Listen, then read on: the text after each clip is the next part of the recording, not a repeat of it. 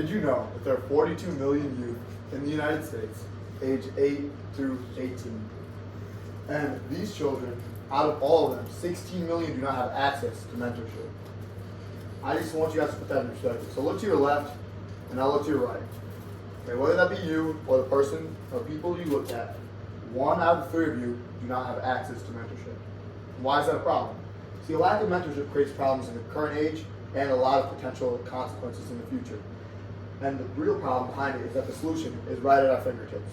It's technology, specifically e-mentorship. I became involved in e-mentorship when I took my sophomore level course in the University Honors Program. This program involved examining the brokenness of this world and seeing potential technological solutions to it, which brought me to e-mentorship. This culminated in 1 month's worth of research on this topic, as well as the coursework, which makes me qualified to speak on this topic.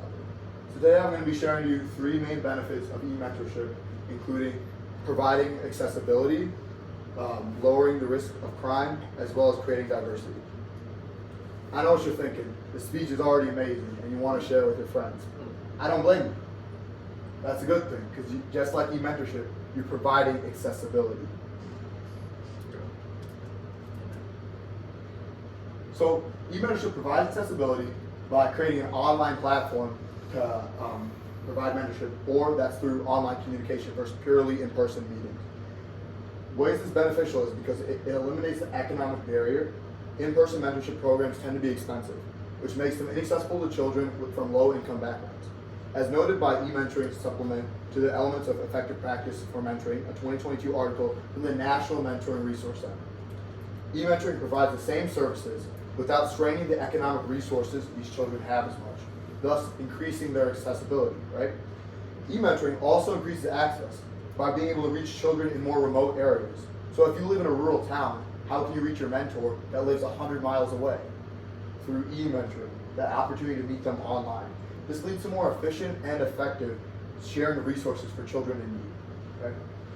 After already hearing these initial benefits of the program, it seems criminal not to promote e-mentorship. But if you need another reason, the reduction in crime risk is another benefit of e-mentoring. A lack of mentorship is not only a problem, but also the impact of bad mentors on children's lives can be problematic. Bad mentors' behavior, if permissible, was a predictive factor in misconduct, according to Noel Hurd and their colleagues in a report of a study of positive and negative role models conducted by the National Library of Medicine.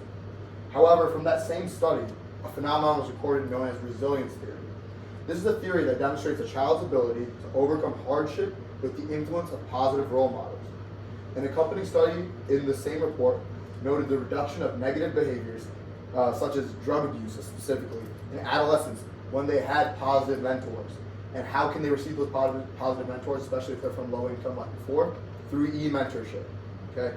You may be asking yourselves, e-mentorship impacts lives economically, it impacts them geographically, it reduces crime. How much more could it possibly help? Well, to that I might respond. The benefits of e-mentorship are as impactful as the diversity it creates.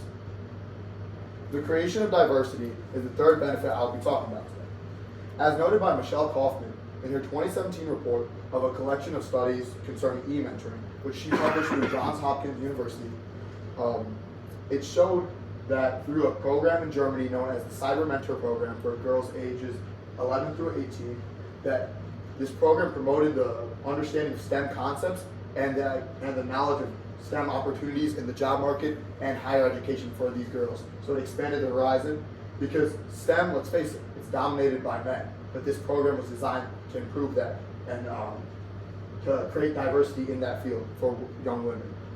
A study from Big Brothers Big Sisters, reported in 2018 by Anna Powers, an award-winning scientist and writer for Forbes magazine, which is where the study was published, noted that positive mentorship increased children's self-worth and confidence, which pushed them into territories they didn't feel comfortable pursuing before, thus promoting diversity. Also, another study from Michelle Kaufman demonstrated the promotion of diversity amongst underrepresented groups, such as those with disabilities. A similar program called the Do It program targeted those with disabilities and giving them opportunities in the STEM fields and business fields, and by doing so, allowed them to have opportunities they wouldn't have before.